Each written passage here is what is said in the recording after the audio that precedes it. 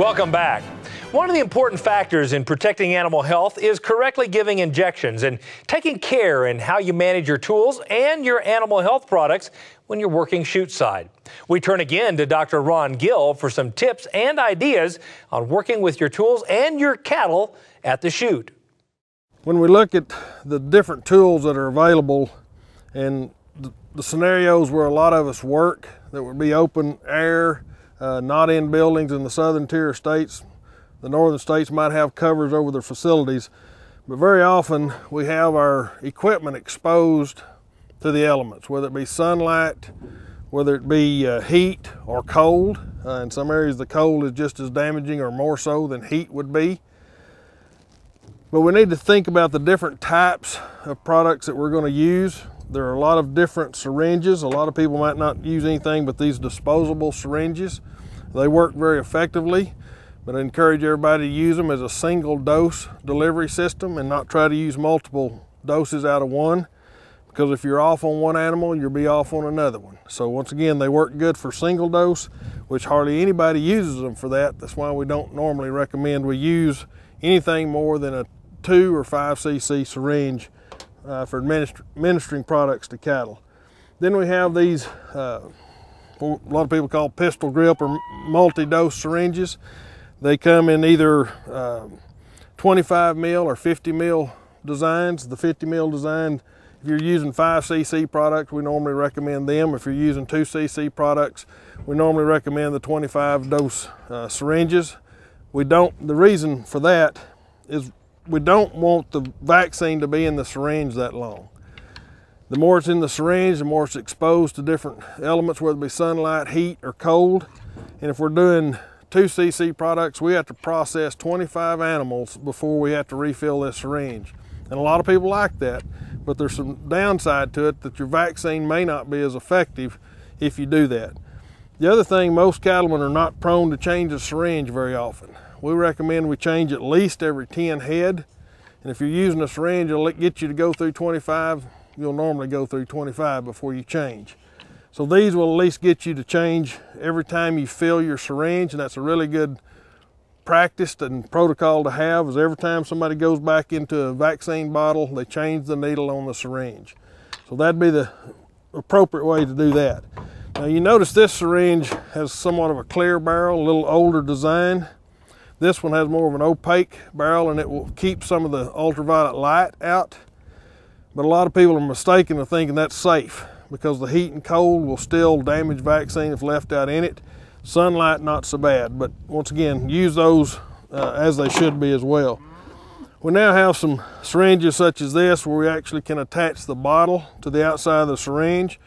They're very handy, easy to use. Your vaccine is always there. One of the issues I have with these is if you set it down, sometimes you can get an air pocket, and it's very difficult to ever get the air pocket out of one of these syringes without wasting vaccine. The other thing, this can be broken as you go in and out of a chute, breaking the neck off of it, and if you don't have some spares, then you're out of business for the day, so always have backups for these. Another one on a similar concept are these that have hoses.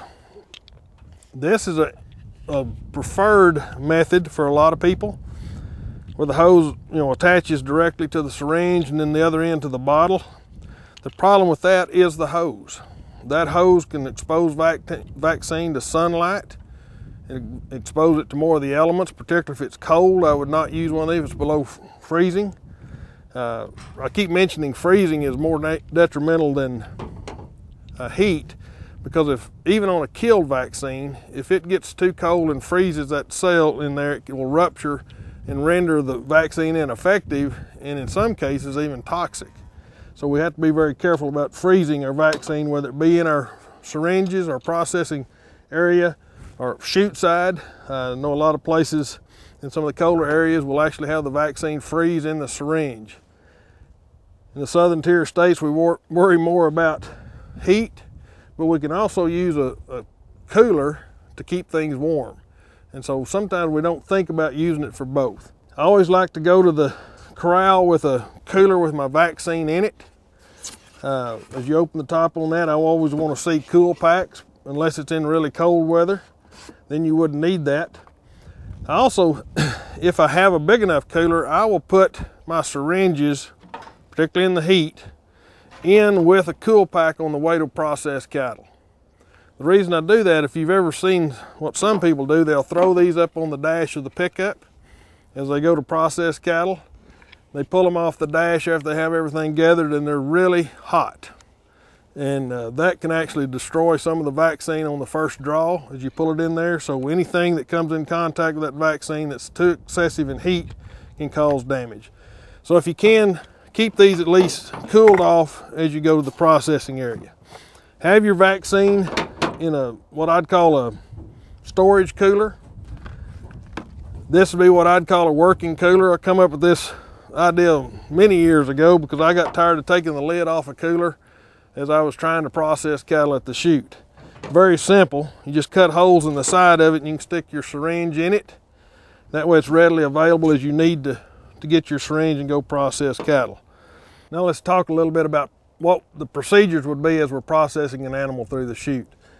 We should always make sure we're prepared. Very often I see everybody get in such a hurry, they'll load the chute and then go to doing all this stuff in preparation.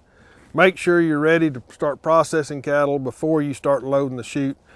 Once we are ready, we want to bring the cattle in as quiet as possible. Once again, step down their side, pull them forward.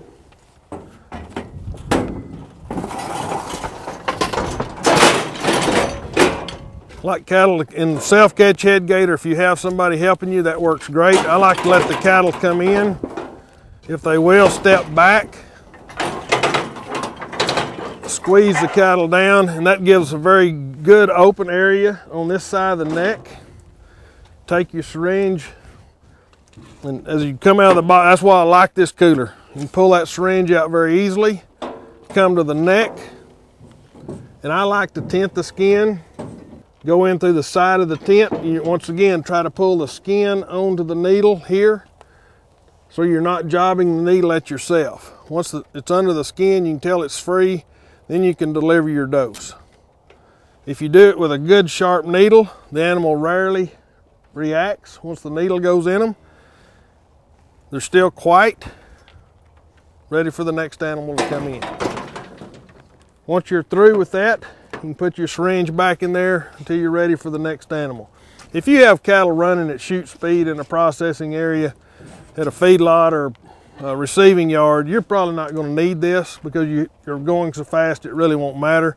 But most cow-calf operations will slow down enough at some point in time they'll need to store their syringes in some type of cooler or apparatus like that. Once they're done, we're then ready to release the cattle.